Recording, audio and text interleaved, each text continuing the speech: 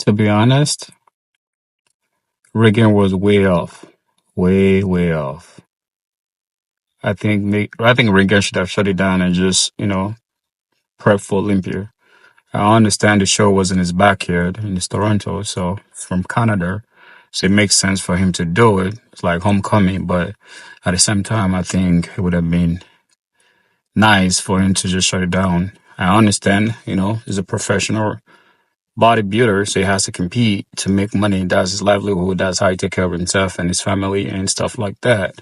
But I think it would have been better for him to shut it down and just, put the remaining time towards Olympia and prep, get himself ready. But yeah, I think this was well deserving for SAS because this is the sixth show this man have done this year. He did Detroit, he did FIBO, Germany, he did New York, he did California, and he did 5 shows, right? 5 shows. I don't know how his body going to turn out in Olympia because he's burned out. This man body is burned out. How his body still peaking, I don't know. And I would like to know who is his coach, right? I think he's Crisicito. Please, guys, let me know who you think is SAS coach.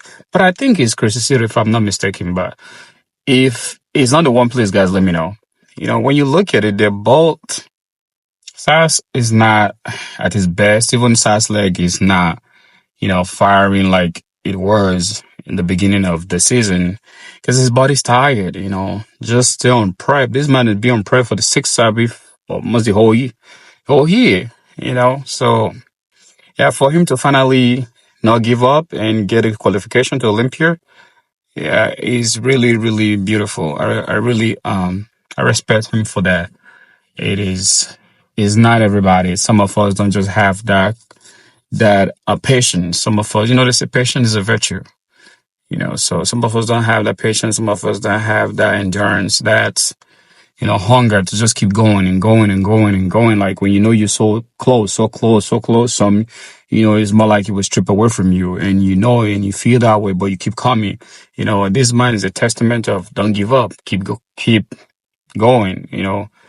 Some points is going to land in your court. So definitely it lands on SAS court. And if you look at the comparison, it wasn't even close because like you said, I like Reagan, but Reagan leg he's not legging at all. He's not matching his upper body. His leg is down and it's not, and even SAS leg is down. SAS don't, he has that round, life bubbling muscle with him life, like, popping, it's not popping at all. I'm glad that he won. And to be honest, this lineup was weak. When I say weak, Tinker Reagan and SAS was the name that, everybody knows in that lineup. And I'm so happy for Courage. He finally made the switch from classic to 212. He finally made that decision.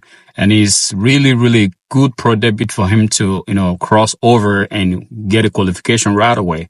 I just give this man 1 or 2 years, it's going to be a problem in 212 as well because he's kind of have that Keon kind of look, especially from the front.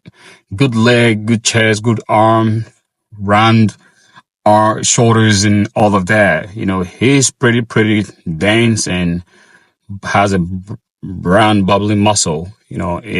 I'm really happy for him.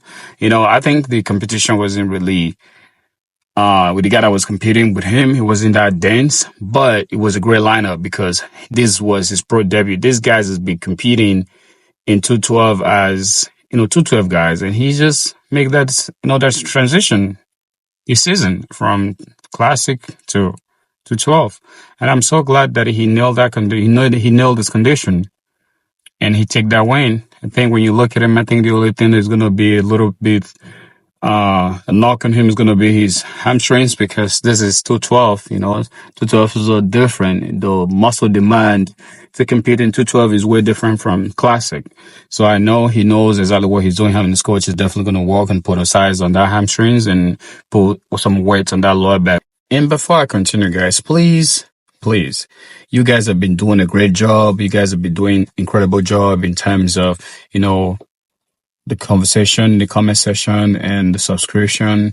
Please, guys, I just need you guys to turn on your notification button. So whenever I post, you get to see my video. You don't have to log into, no, when I post, once you turn on your notification, when I post, your phone, you're going to receive a notification that I posted so we can, have a conversation down below.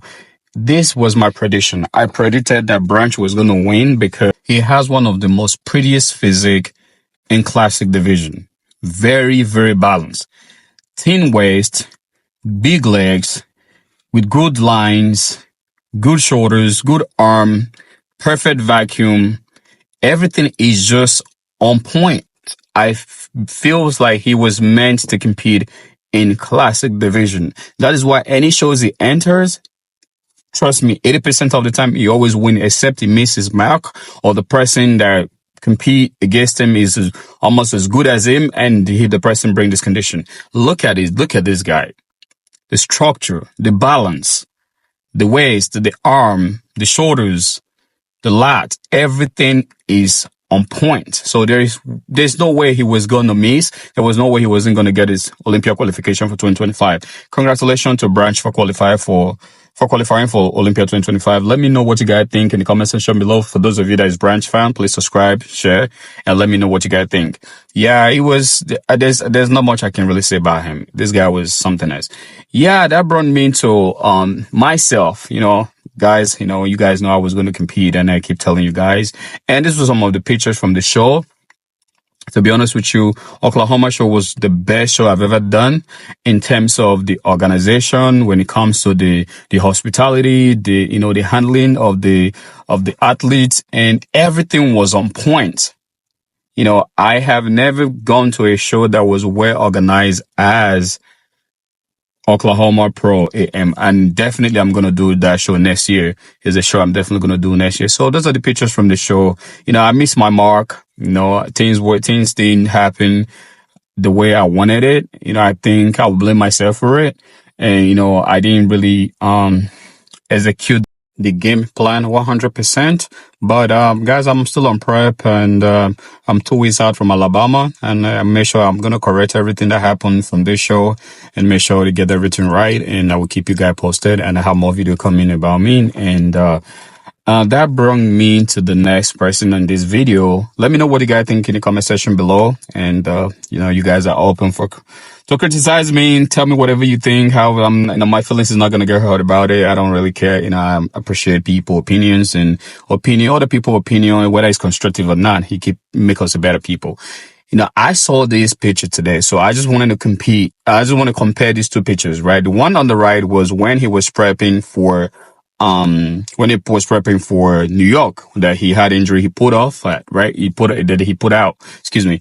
The one on the left is his recent update. Please, can somebody just tell me, what is this man eating? Goodvito fan, please, can you guys explain to me in the comment section below?